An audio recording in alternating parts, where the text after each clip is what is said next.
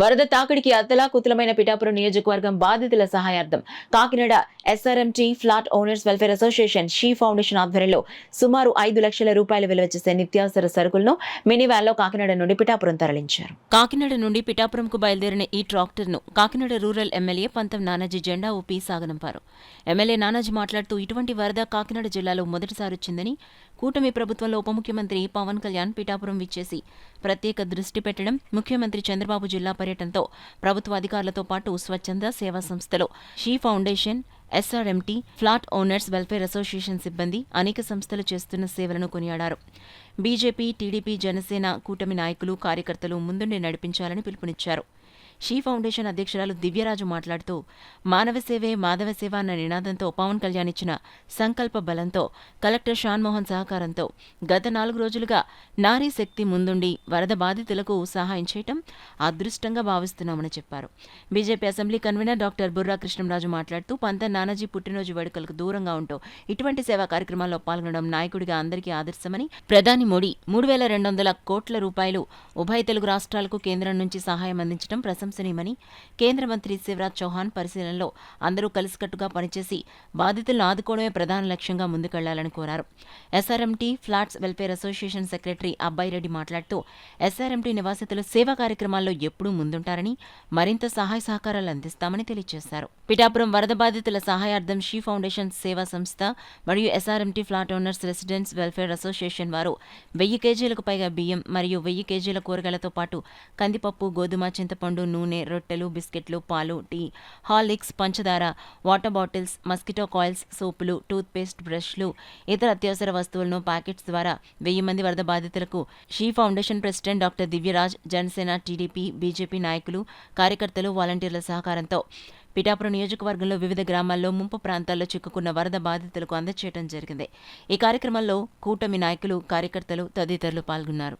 దాన్ని బ్యాలెన్స్ చేసుకున్న రిజర్వాయర్ని కిందకి నీరు వదులుతా టైలెంట్ పాయింట్స్ మునిగిపోకుండా ఎక్కడికక్కడ డైవర్ట్ చేసి ఆఖరికి ఫాస్ట్ తప్పని పరిధిలో 500 క్యూసెక్ నీరు చీటికి దగ్గర వస్తుందని చెప్పారు.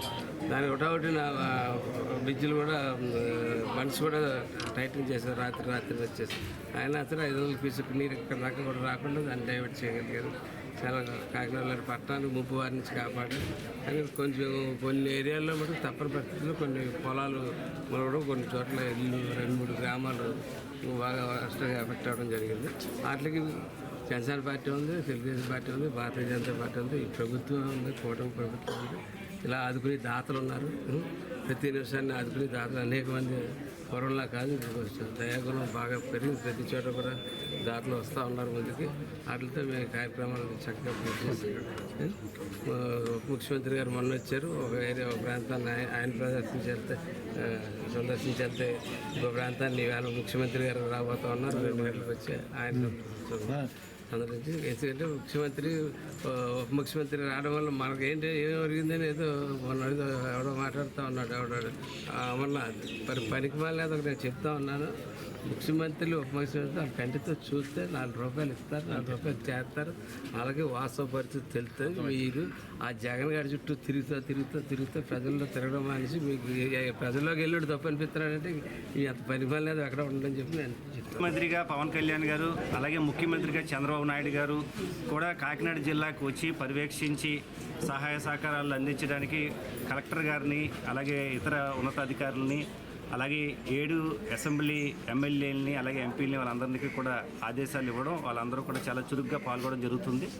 దాంతోపాటు స్వచ్ఛంద సేవా సంస్థలు కావచ్చు, అలాగే ఎస్ఆర్ఎంటీ ఫ్లాట్ ఓనర్స్ అసోసియేషన్ కావచ్చు, షీ ఫౌండేషన్ ఎన్జిఓ కావచ్చు, వాళ్ళు కూడా ముందుకు వచ్చి అన్ని రకాలుగానే కూడా ఎవరికాళ్ళు స్వచ్ఛందంగా ఎవరెవరికైతే బాధితులకు అవసరమవుతాయో అవన్నీ కూడా సేకరించి ఇక్కడ పెట్టడం జరిగింది.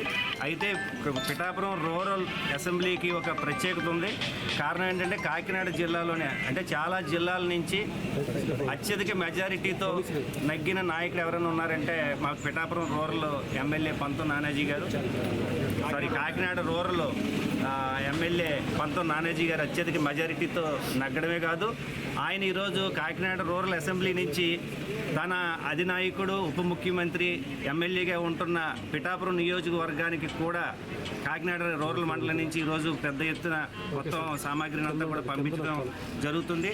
అయితే ఈరోజు విశేషం ఏంటి అంటే ఇటువంటి మంచి కార్యక్రమం పంతం నానాజీ గారు ఒక ఎమ్మెల్యే గారి యొక్క బర్త్డే, ఆయన అన్ని సంబరాలకి కూడా దూరంగా ఉంటూ ఇటువంటి కార్యక్రమంలో పాల్గొని ముందుకు వచ్చినందుకు చాలా సంతోషం.